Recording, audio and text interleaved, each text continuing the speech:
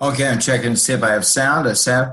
And again, this morning we had one of those disasters where uh, the machine went down just as I was starting class, so the fun began.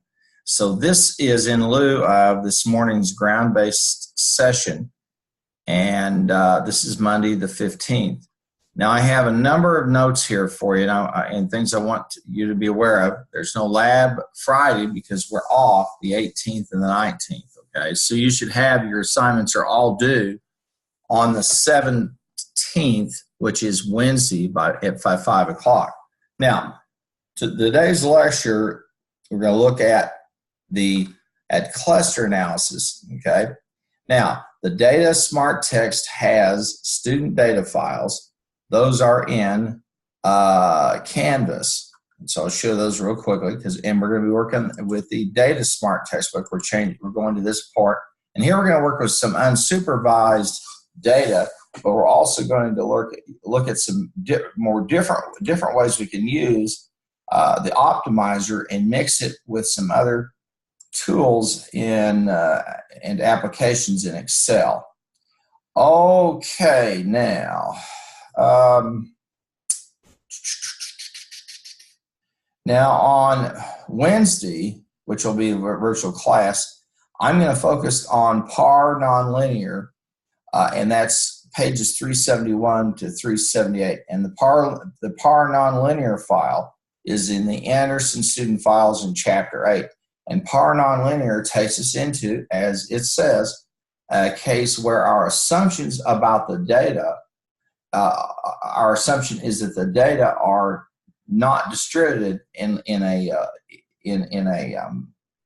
linear fashion with the y and the x in that business. And so I have for you a couple of places to upload assignments. First of all, upload par nonlinear here, okay? And I have the par nonlinear solution explain how they got what they're doing, okay? And then I have some information about concave versus convex functions in which the data are distributed like a bowl or like a cap. Then some economic models that involve nonlinear functions and some about cluster analysis, and then a little bit of information about an easy Excel tutorial, and then the distances and the silhouette and selecting numbers of the number of clusters with what we call SILANET analysis on k-means clustering. So our first thing will be to do a cluster analysis, and you're going to see we're going to use the optimizer, but we're going to mix and match in also some other applications in Excel that will be worth your while. Now, I want to talk for a moment about the textbook, okay? And here it is. This is the Data Smart textbook. And we are over we're going to look at cluster analysis part 1, okay?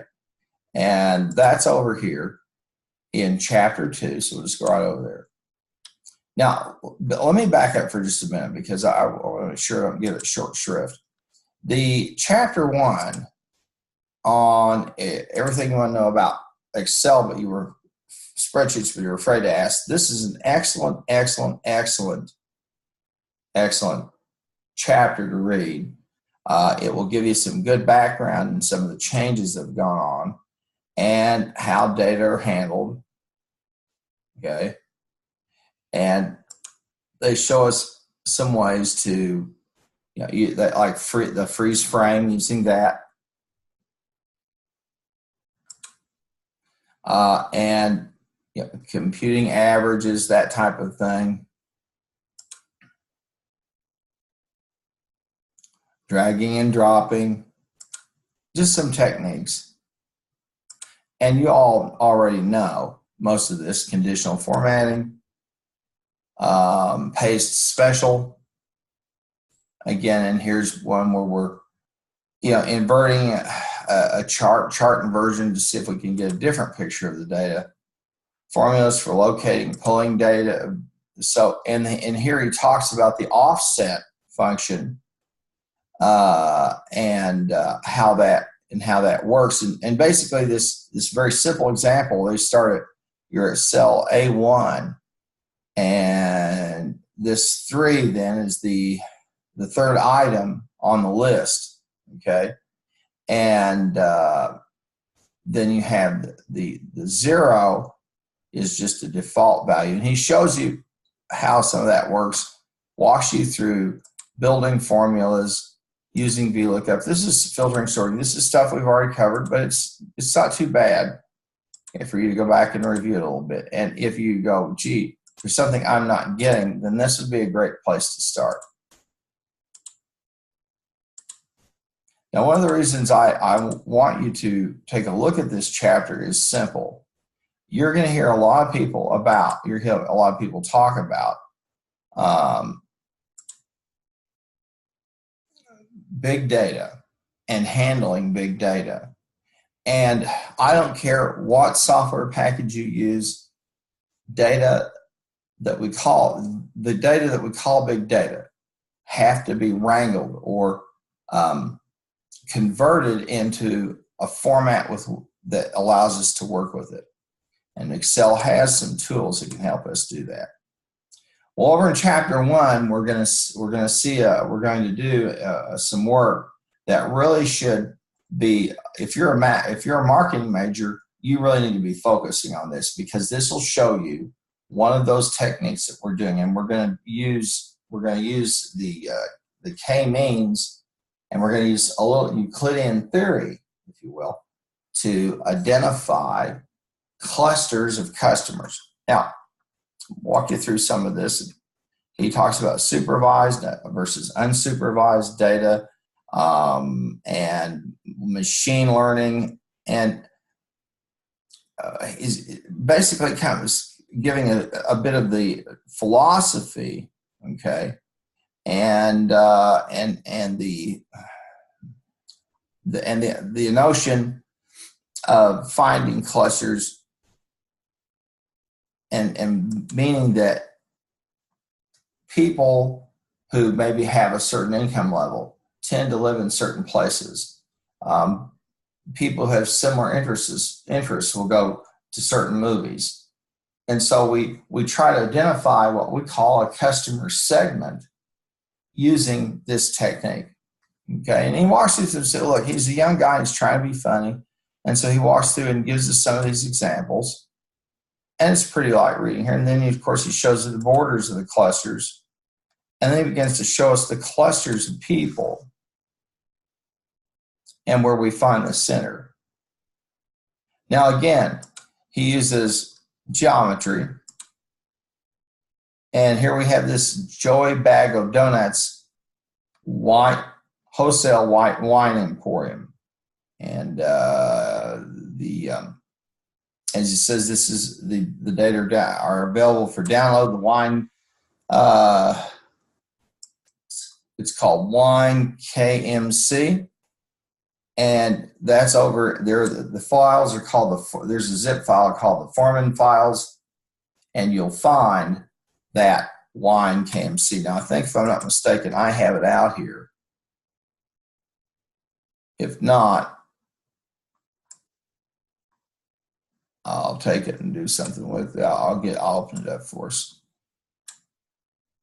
So I want to find the Foreman files. Okay. And there's Anderson Tactics. Okay. So I'm going to need to download those files from Foreman, and you'll need to at some point as well. I'm going to go over here, and I go up here to Files. And I'm here.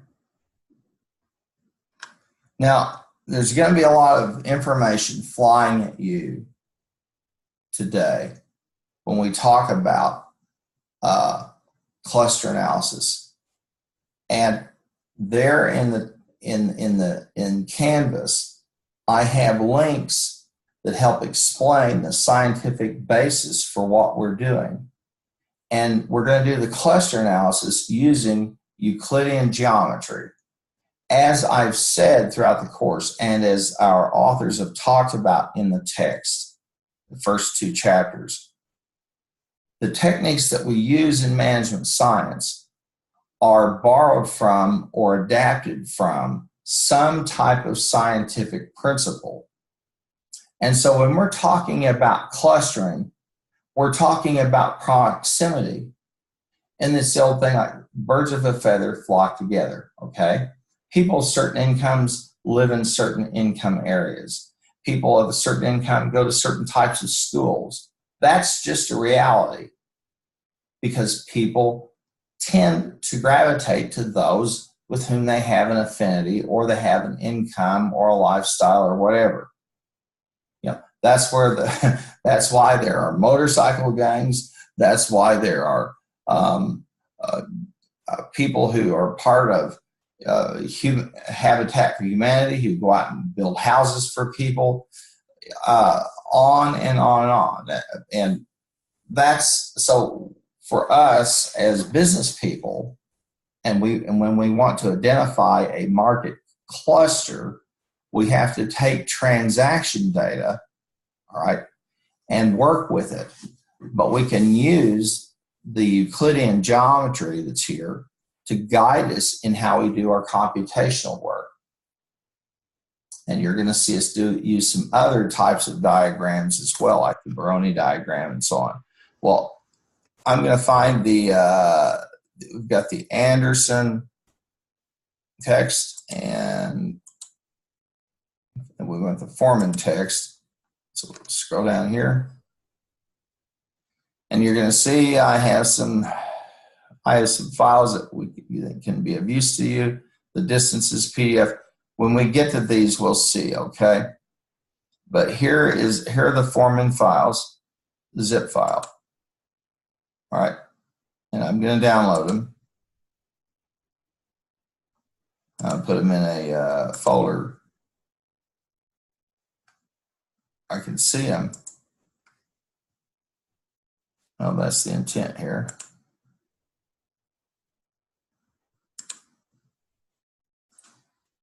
There we go. Now I'm going to take the Foreman files, that zip file. I'm tired and it's 9:40 at night. So, yeah, if I can be this committed to your education, I hope you can be that committed to your own education. So I had promised you I'd get this done, and I'm making good on that promise. We're going to open it up, and it's chapter 2.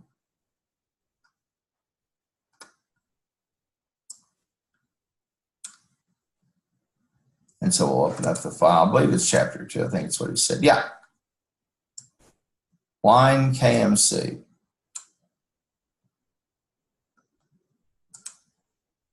All right, we'll go back up here.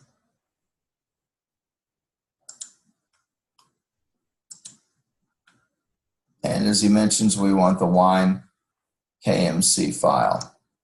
There we go. Now let's open this file up, and you'll want to save it as usual so you can upload it.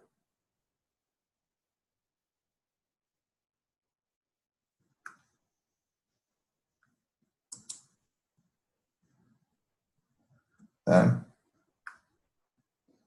And let's just take a look at it here for a minute. And in the most broad brush strokes, I'm going to speak with you about what's going on here, what we're doing. Now, you have to be committed also, as we go through this, to have the textbook passage and follow along in the text, okay? So I'm going to give you the overview of how we do it. And listen, if you're a marketing major, this is absolutely state of the art in terms of working with sets of data. If you can identify a customer segment, okay, you've hit a gold mine because you now know things about these people, their habits, their income, their mindset, etc. ad infinitum. And this is what we call intimacy with a customer. Okay? If you take the MIS class, excuse me, you'll hear me say over and over and over, MIS is about operational excellence and achieving really three things: operational excellence, achieving intimacy with the customer, that's good customer relations management, and finally, the ability to produce data for business intelligence that can be used to look out in the world and figure out what's going on out there in our industry. Who are our key competitors and what are they doing? So that we can make decisions about the company or decisions about the organization. So he starts us with the initial data set, okay, and that's easy enough so far. And he starts to give us a screenshot, and this is just the details of the last 32 offers. Now, what they've been doing, as he explains in the chapter, is this. They're running specials, okay, and they're putting certain wines, okay, and on sale. And they're seeing if people bite on the sale, okay, price, and then we're going to analyze that to see if there are clusters or segments for whom these different incentives or sales apply. Okay. So, and as we walk across here, we get the campaign, and you can see runs it by the month. And now again, you really do need, folks, to read the chapter. You'll miss so much. And I'm going to hit the highlights. You said, well, why don't you just go through detail by detail? There's a simple reason. At this point, you're big people, you're adults. You'll know at some point you're going to need to understand this or be able to do it. And it's my prayer that you'll say, okay, I'll make the commitment to really dig into the details. This doesn't mean I don't get them, but you've got to make that commitment, okay? And you're going to hear me talk as much about your personal commitment and your desire to be good as you do hear me talk about how I do this particular statistical technique. The thing that makes it a work of art, a beautiful thing to behold, a gift from the Lord, is real simple. When we take a concept from geometry that helps us measure distance, and we take data that tells us what our customers have done, and that it allows us to see how closely aligned they are on some kind of cardinal scale or ordinal scale, we've really got a hold of something. So you'll want to read this chapter and read it very, very carefully. So there's the data on last 32 offers, okay? I'll take a look at. That's at first tab. Here's the second tab, and this is the list of the actual transactions. Okay, so we have the customer last name and which order and which offer, they used, or which order got them to buy. Okay, what offer appealed to them. So far, watch what we've done. We've just taken some of our data on our offers. All right. And we now have widowed it down a little bit. We've done some filtering so to determine, well, what's the last name of the customer and what offer did they respond to? Okay. Now we've got them listed right here.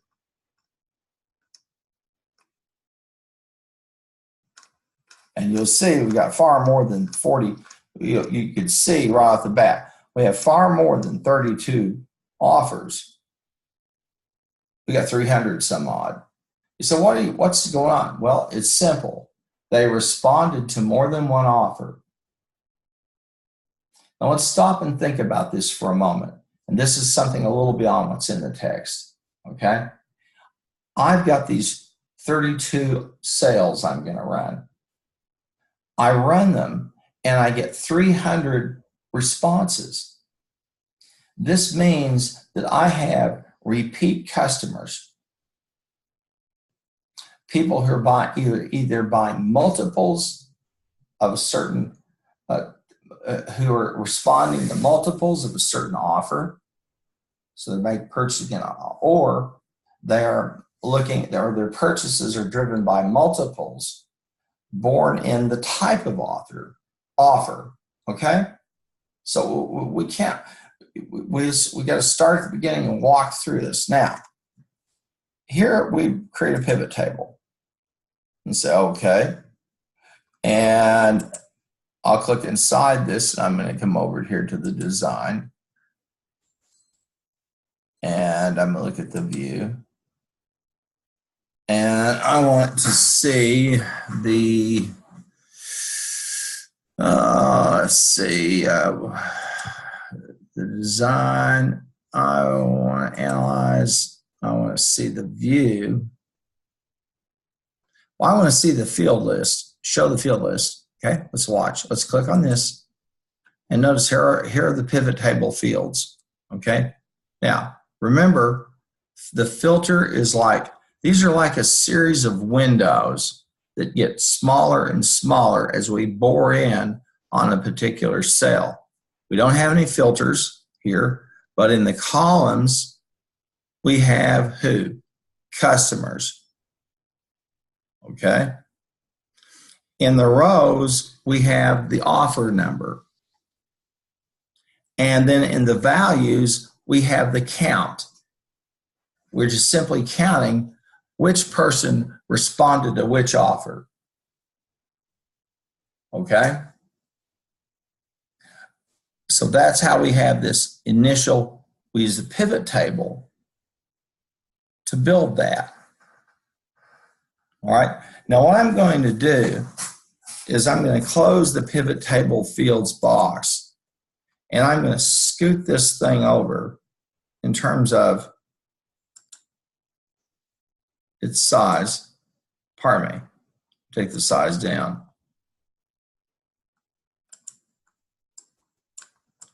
Now I'm sized down pretty well, all right? And if I say, okay, I'm just going to take this whole area here, all right? And I'm going to do some conditional formatting. So let's find the conditional format. I'll click home. And we're going to highlight the cell rules, and if it's equal to 1, right, we're going to use, I like the green because of the connotations. So this, we're going to do green fill with dark green text. Now, as I move away from that, notice that I start to see some clusters. Now, I missed a whole area over here, which is okay. But let's just look at this one little area here for a moment. Okay?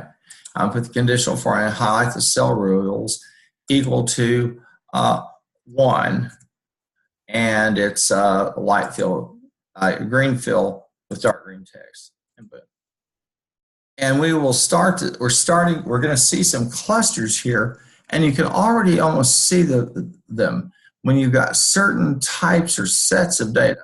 Here's one. Okay, looks very much like a cluster.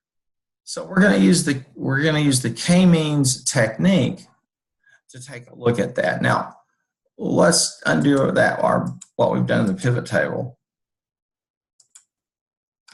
And I'm just going to take it out here to regular size. So we're good to go. Okay? Now, we're ready to go over to this thing called the matrix. Welcome to the matrix. I'm teasing. Okay? Let's look what we've got. It always tells, here's an interesting thing to think about. it's always a good thing to look at what you've got to look at. You said, well, any idiot would know that. Trust me, there are many times idiots don't. I believe it's Stephen Few.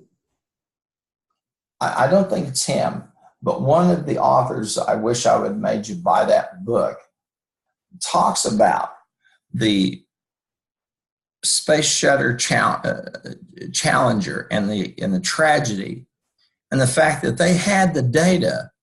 They just were not willing to look at it and say, we have a machine that has some limits in terms of temperature. And the problem, and we also have a machine that uses tiles to protect the wings as it comes in that are not as durable as we thought they were. But they didn't want to admit that. Okay? So the first time that we had a space shuttle, that first tragedy, people had been given the data that said at this temperature, okay, we really run the risk of having the tanks come off and then hit the core and cause an explosion. And that's exactly what happened. There are all kinds of examples of this. And so it's always important to be thinking about that. Now, let's look at what we have. We have the offer number. Okay, that makes sense. The campaign. The Veritol is the type of wine. I knew you knew I'd work wine into this one way or other, didn't you? And I'm looking for, I even see champagne. Okay. A minimum quantity. That's how much they have to buy. And that's the percentage of discount that they get. Now we have another thing, which is the origin. Where did it come from? And is it past its peak? In other words, is it still good, but it's not in prime condition? All right. And grapes, once they're picked and put into barrels, the winemaking process becomes they're crushed until they're liquefied. Then they're kept and they're turned on some periodic basis until they've hit the exact moment. That is that moment in time when they are ready to be consumed. And the wine is there. And you get the wine. And there are people, in France, people in Silicon Valley, they're artists, okay? So I'm not encouraging you to go drink anything, but understand something. Our Lord drank wine, and Paul said, if you do it without, if you do it without excess, you're okay. But also consider about the fact that if you do it, how does it affect your brother or your sister? Okay. And if it's a negative thing for them, then you wouldn't want to do it. All right. So we've got the origin, and is it past its peak or not? And you say, oh, okay, this looks a whole lot like that other pivot table. And you start to see, and I'll just apply I'm going to apply the conditional format. Highlight cell rules, and it's equal to 1.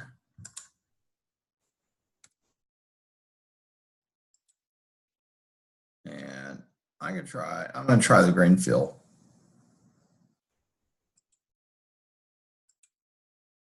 And now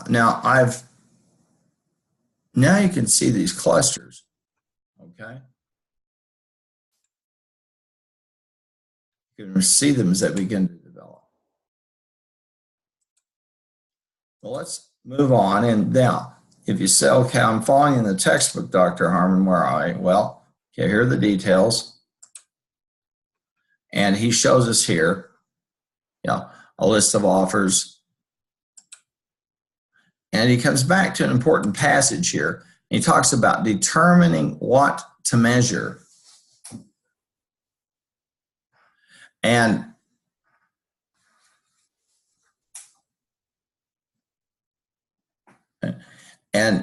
he talks about the matrix.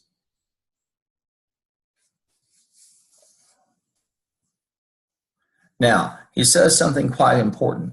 In order to understand each customer and the cluster center, that is, each customer and where are they drawn to, you also need to understand the distance between them and other clusters, i.e. orders that people didn't take. And he talks about that in some detail there.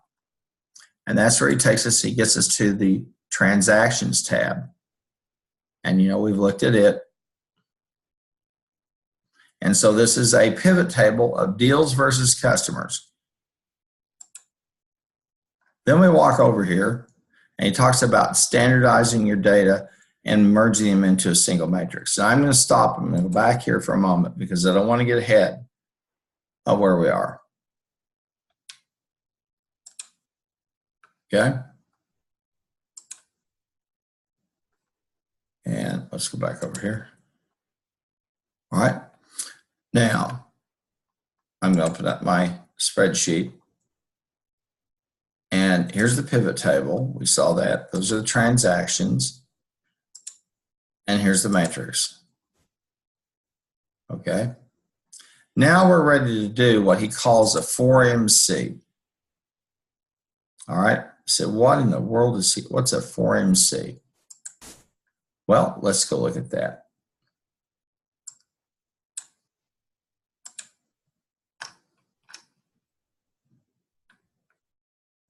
And it has it merged into a single matrix. It talks about standardizing your data. Now,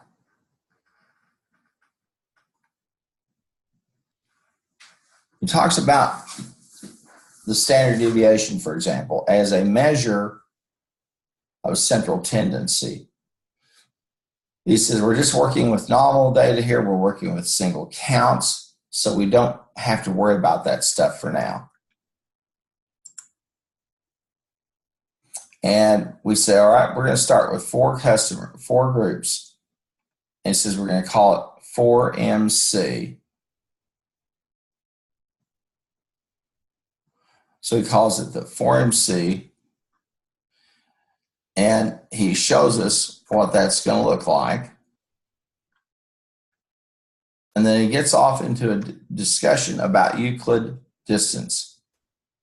Management science implies to you and to anyone who hears that word that we use scientific principles.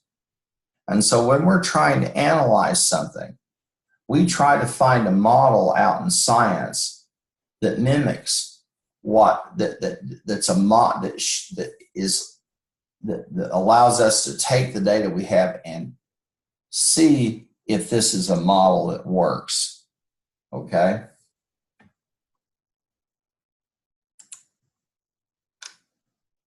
And this is where he takes the data and he shows some blank cluster centers placed on this 4MC table.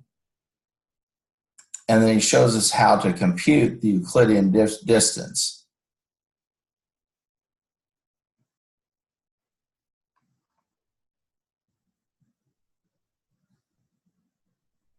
And we look at how far they are apart in terms of the vertical dimensions, and then how far apart they are in the horizontal direction. And the square distance of those data points helps us use the Pythagorean theorem.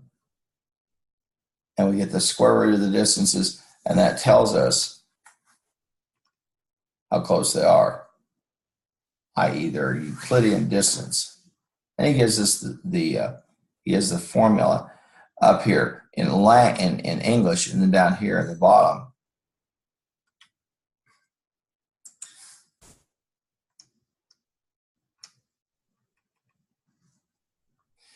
Now,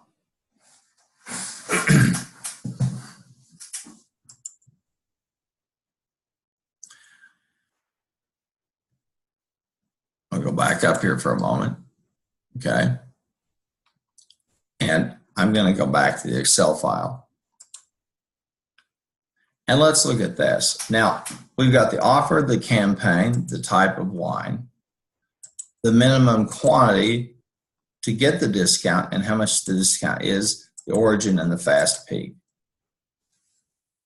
So what we're saying to this to customers is if you buy a certain amount of quantity, we'll apply a discount. And whether it's a sliding discount or not, I don't know. For example, for this customer on offer number 1, they had minimum quantity, they bought 56 ounces. Well, pardon me, they bought the minimum quantity of 72 ounces. They got a discount of 56%. And this was French wine that was past its peak, which is false, meaning it's still really green. It's not ready for prime time. But we got quite a discount on it because we bought a lot. Okay? Now, as we move through this, we're going to see that we use the optimizer tool to analyze what is the shortest distance between all of these data points here in the cluster. All right. Now let's click on data and we'll go over to solver. And here's our old friend, the familiar friend solver. And we're going to set the objective function is 140.7. The objective function is the total distance. We want to find out that distance and then use some other variables to determine what cluster to which each one belongs or has the greatest sharing. And so we say we're going to change the variable cells H2 to K33. Okay. This is H2, and it runs, I'm sure, down to K33. So, and then we have this statement. H2 to K53 must be equal to or less than 1. And notice this time we select a solving method called evolutionary. And you'll want to look at that. Evolutionary is one of those methods whereby it assumes that we don't know the distribution of the data. We're uncertain about that. And so we're just going to use some different methods till we come up to something that looks like it fits. Okay, that's the evolutionary. We'll close that off. Now, we're going to come over here and we're in the M4MC minus the top deals by cluster. All right.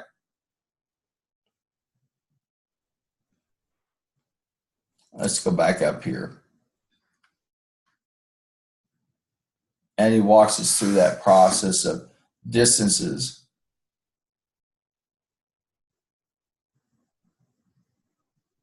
Okay. Now,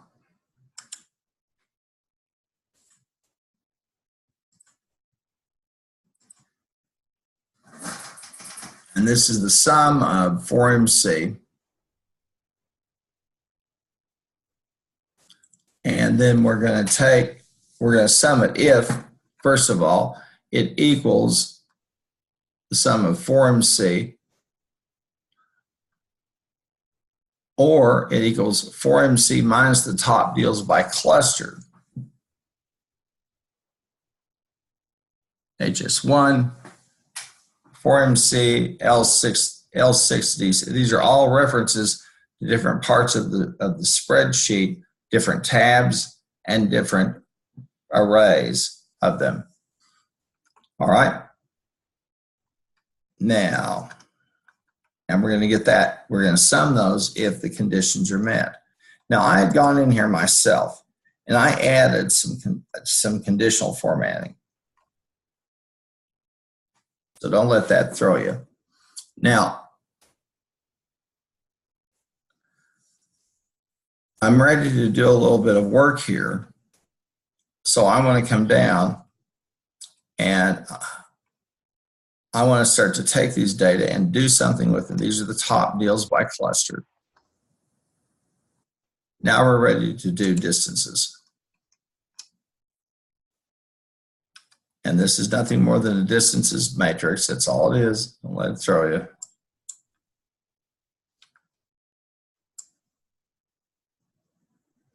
And if atoms compared to atoms is a 0, and notice Allen compared to Allen is a 0. Anderson compared to Anderson is a 0. Bailey compared to Bailey. You get my drift. Okay. And so we're looking and computing the distances between different people. Now, here's our conditional statement, and brother, it's a whopper. And I have some files over there, and you also have the textbook where he talks about what we're doing and using the offset function. Here's what we're kind of doing in English, or attempting to do. We're going to get the square root of the following, the sum of the offset. Now that offset, it starts in the matrix sheet from H2 to H33. And I know it's the matrix sheet because I have that exclamation point behind matrix. Okay. And then we're going to get any that are 0, and then the distances in C1 minus the offset of the matrix, H2 to H33, and the distances are A4, and that's squared. So we're getting the square root of all that. Now, I'm going to diminish this down for just a second. Okay. Now he does a fairly decent job here of explaining to us what's going on. And what we're doing is we're figuring the distances. Okay. And he gives us some formulas. And let's look in the spreadsheet for a second.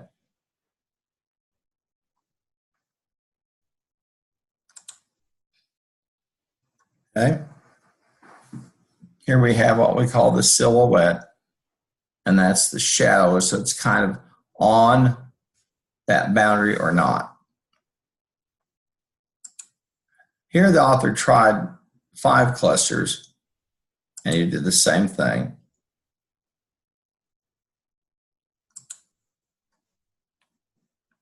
And this time we got a silhouette of 0.134. Which is pretty good. Okay. Now,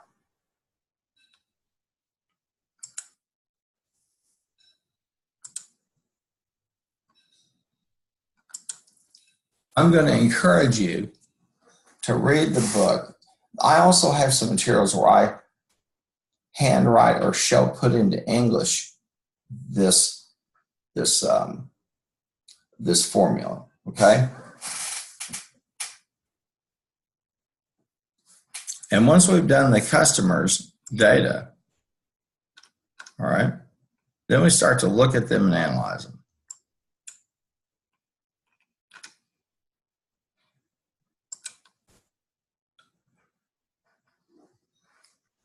And here we tell it to, do the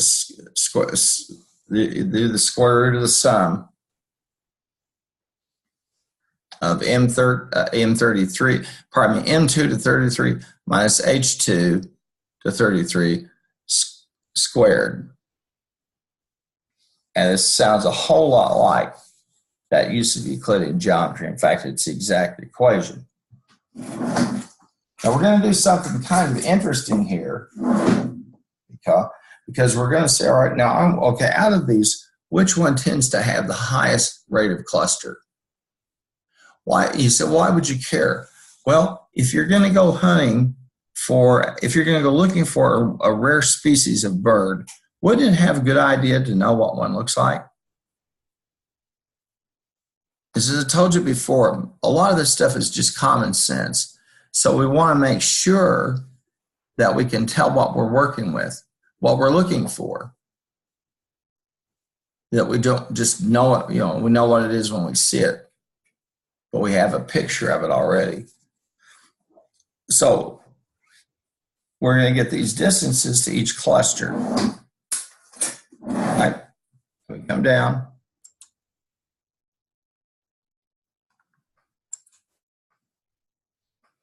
And you'll see the changes there.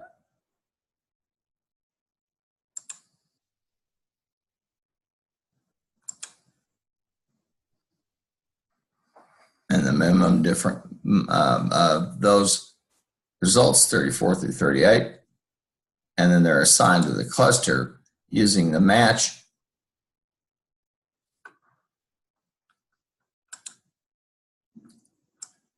And I'm estimating the value there at M39.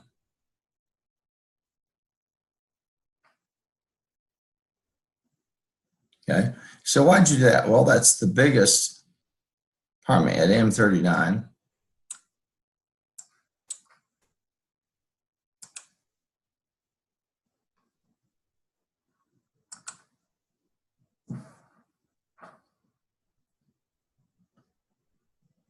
Now let's open this up and look at it. Here's the lookup value. Here's the lookup array. Here's the match type.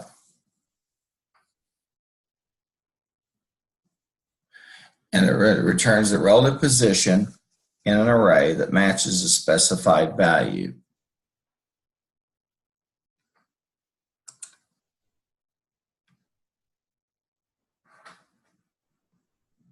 And we find a 2. Here we find a 5, which is an odd looking thing. Then this time we've got a 1.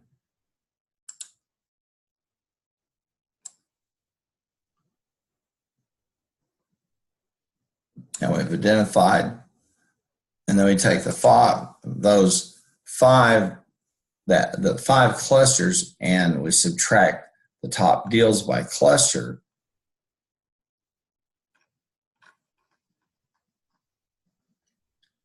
And as we're just about to get fired because we've been messing around, we come over and we do this the silhouette. And we use average or summary data in a pretty clever way to mimic that silhouette that Euclid talked about. Okay. Now here's where we use some medium clusters.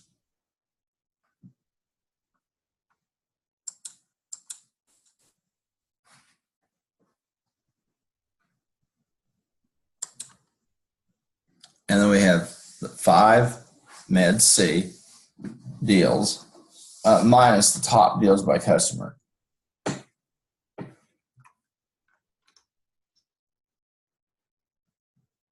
Okay. All right. Now this is a tall drink of water. And so Tuesday, we're going to work like very quickly. We're going to look at what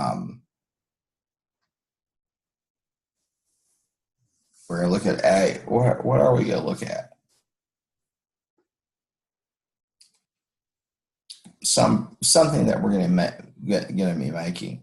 Well, okay.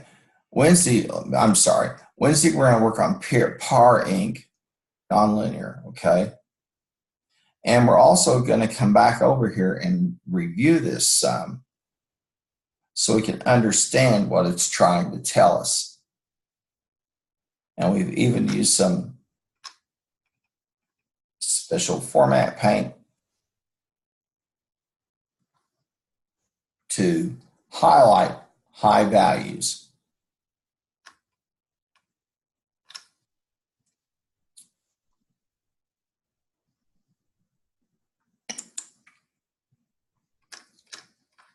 Now, of course, the lower the better.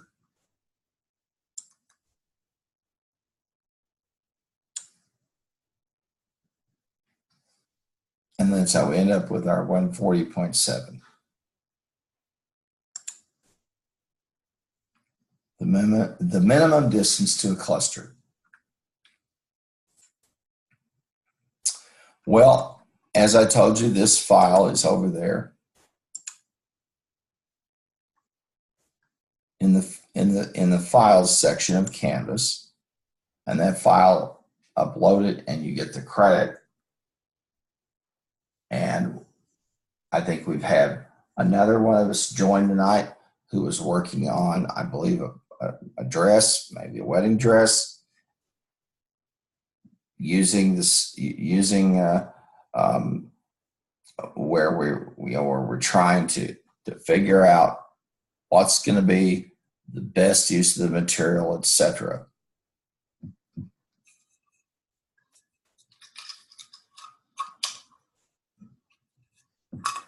Especially as we try to figure out what's the maximum amount of material that we want to use.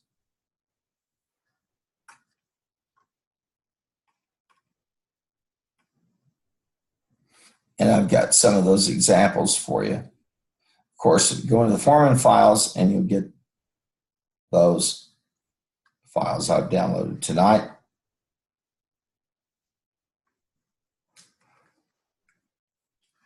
And you'll be in good shape. Now, on Wednesday, I'm going to go back over this a little bit more. Hopefully some finishing touches. And then we'll talk about power nonlinear. Okay. Well, folks, that'll do it. This was in lieu of your session this morning. I'm sorry that I had to cancel it, but things were not going to work. So I had to go over to the IT people to get them fixed. But we're none the worse for the wear. All right. Well, I'm going to stop the share and the recording. And I'll be online Wednesday.